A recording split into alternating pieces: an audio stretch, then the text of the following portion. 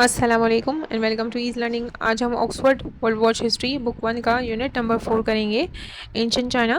Video start करने से पहले आपसे रिक्वेस्ट है कि अगर आपने चैनल को लाइक शेयर और सब्सक्राइब नहीं किया तो काइंडली कर लीजिएगा।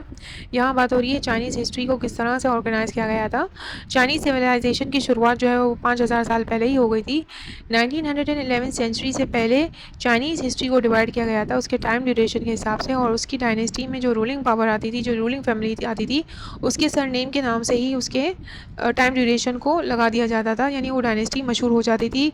जो रूलिंग फैमिली रूल कर रही होती थी उसी नाम से मशहूर हो जाती थी।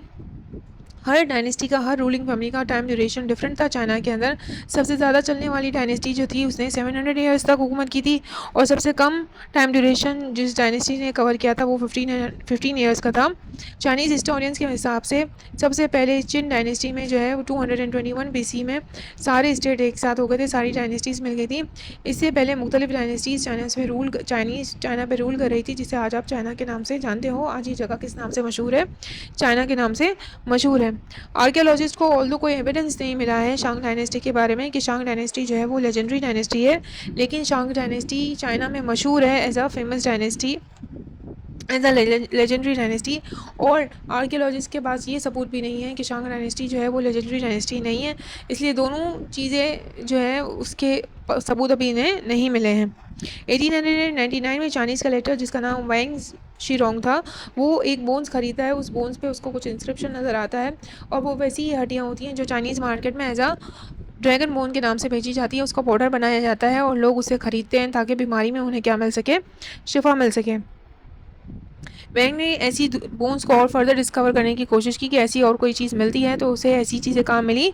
उसे मिली एक गांव में जिसका नाम एनयान था, जो कि हेनान प्रोविंस में वाक़ है। वहाँ पर जो है सैलाब आया था, फ्लड आया था, जिसके साथ साथ जो है बहुत ज़्यादा ऑर्गेल बोन्स वहाँ पर आ गई थी। ठीक है, और वहाँ पे पड़ी हुई उसे नज़र आती हैं, और जब वो देखता है तो वहाँ पे बहुत थाउजेंड्स की तादाद में वो ऐसी बोन्स पड़ी हुई थी, और शेल के टुकड़े, टूटे हुए टुकड़े भी पड़े हुए थे। विलेजर्स मानते हैं कि ये जो है वो ड्रैगन्स बोन्स हैं, इसीलिए उन्हें उसका पाउडर बना के उसे मेडिसिन के तौर पे बेचते हैं, सेल करते थे मार्केट्स के अंदर। हालांकि ऑर्गेल बोन्स जो है उसकी शुरुआत कहाँ हुई थी? शांग डायनेस्टी के दौर में हो चुकी थी। ऑर्गेल बोन्स जो है वो कैसी बोन्स होती हैं? ऑर्गेल बोन्स जो हैं वो ऑक्स की बोन्स होती हैं और टर्टल्स की शेल्स होते हैं। और उन्हें ही क्यों यूज़ किया जाता था? उन्हें इसीलिए यूज़ किया जाता था क्योंकि वो फ्लैट बोन्स होते थे और उन पर इंस्क्रिप्शन यानी लिखना आसान होता था, इसलिए चाइनीज़ उसका इस्तेमाल करते थे। और उस बोन्स के ऊपर वो अपने क्वेश्चंस लिखा करते थे जो अपने खुदा से पूछते थे, और उस पर लिखने के लिए वो क्या यूज़ करते थे? वो मेटल रॉड को गर्म करते थे और उसके ज़रिए उसमें जानबूझ के डेलिबरेटरी होल करते थे, और उसमें क्वेश्चन लिखते थे कि जैसे फॉर एग्जांपल बारिश कैसे कब होगी, और क्वीन का जो है वो दांत का दर्द कब ठीक होगा। और ये फिर वो रिलीजियस जो हाई ऑफिशियल होता था उसको दे देते थे, और कहते थे कि खुदा से पूछ के बताओ, वो हमें जवाब देगा। और जैसे ही उन्हें उसका जवाब मिल जाता था, वो उन बोन्स को क्या कर देते थे? तोड़ देते थे। आर्कियोलॉजिस्ट ने फर्दर इन्वेस्टिगेट किया उस साइट को, एनयांग को, तो उनका मानना ये था कि जो ये शांग डायनेस्टी का कैपिटल रहा होगा, जहाँ एक मशहूर सेटलमेंट थी जिसका नाम येन है। ठीक है, ये सारी चीज़ें आर्कियोलॉजिस्ट ने आइडेंटिफाई कर ली थी, उन्हें पता चल गया था। अब साथ ही साथ जब वहाँ पे एनयांग में वो लोग देख रहे थे, अनकवर कर रहे थे चीज़ों को, और पैलेसेस को, टेम्पल्स को देख रहे थे, तो उनके नीचे भी उन्हें जो है ऑर्किल बोन्स ही मिली थी। इसके अलावा उन्हें ऐसी 11 रॉयल टॉम्स मिली थी जिसमें बड़ी बड़ी टॉम्स थे, बड़े बड़े कब्रें थी, जिसके साथ ह्यूमन सेक्रीफाइस यानी लाइन से जो है इंसानों की कब्रें भी थी और डॉग्स की भी कब्रें थी। ऐसा लग रहा था जैसे एक बड़ी कब्र के साथ दूसरी चीज़ों को जानबूझ के डेलिबरेटली दफनाया गया हो, एज अ सेक्रीफाइस के तौर पर। और साथ ही साथ वहाँ पे उन्हें बहुत सारा आर्टिफैक्ट्स भी मिले जो कि ब्रॉन्जी से बने हुए थे।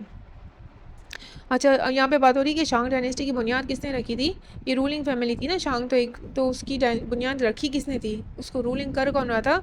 तो उसका नाम क्या था? किंग वू डिंग था। ठीक है, जो रूल कर रहा था, जिसने बुनियाद रखी थी शांग डायनेस्टी की। और आर्कियोलॉजिस्ट ने 20th सेंचुरी में ये पता लगा लिया था कि शांग डायनेस्टी का टाइम ड्यूरेशन अप्रॉक्सीमेटली 1500 से 1000 BC के आसपास रहा होगा। और शांग डायनेस्टी ने जो है चाइनीज़ सिविलाइजेशन की बुनियाद कहाँ रखी थी? येलो रिवर के पास रखी थी, जो कि ऑब्वियसली चाइना में मौजूद है, और जहाँ पे किंग वुडिंग ने रूल किया था 59 ईयर्स तक।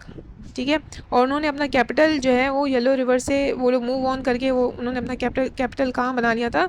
येन में बना लिया था, जिसे आज जो किस नाम से मशहूर है? वो एन येंग के नाम से मशहूर है। 1300 BCE में ये शांग डायनेस्टी का क्या था, कैपिटल था। मिलिट्री स्ट्रेंथ उनकी अच्छी थी। मिलिट्री स्ट्रेंथ में उन्होंने अपनी स्ट्रॉन्ग आर्मीज़ बनाई हुई थी कि अपनी ज़मीन को उन्हें डिफेंड करना बहुत अच्छे से आता था।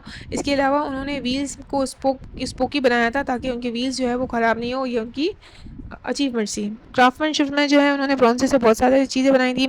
इसके अलावा 1974 में उन्हें एक टॉम मिली थी, ठीक है, और जो कि एक लेडी की टॉम थी जिसका नाम हाउ था, और उन्हें लगता था, आर्कियोलॉजिस्ट को लगा कि ये जो हो सकता है किंग वुडिंग की क्वीन हो।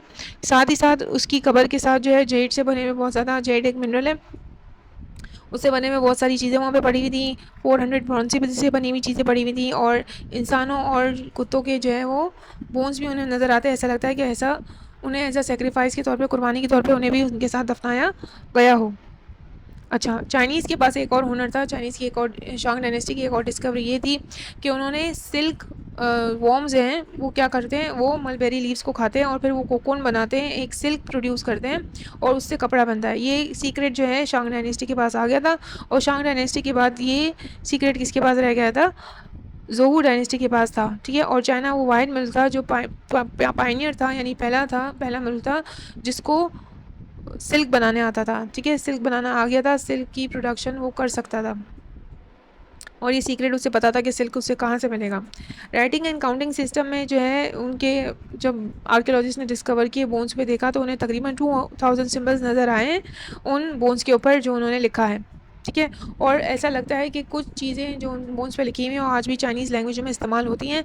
इसके अलावा काउंटिंग सिस्टम, डेसिमल सिस्टम, और उन्होंने सब डिस्कवर कर लिया था, और उन्होंने 12 मंथ्स को भी उन्होंने डिस्कवर कर लिया था on the basis of, on the phases of moon and the sun और मून के जो फेजेस है उसके हिसाब से उन्होंने 12 मंथ्स का कैलेंडर भी तैयार कर लिया था। शांग पीपल जो है वो क्या यूज़ करते थे, काउरी कहते हैं, एक तरह का स्नेल टाइप जानवर होता है, ठीक है। उसकी जो शेल्स को वो एज अ कॉइन यूज़ करते थे, एज अ मनी के तौर पर यूज़ करते थे। वो आपको अच्छे से समझ आया होगा। अपनी नेक्स्ट वीडियो में हम जोंग एम्पायर के बारे में पढ़ेंगे। ओके, अल्लाह हाफ़िज़।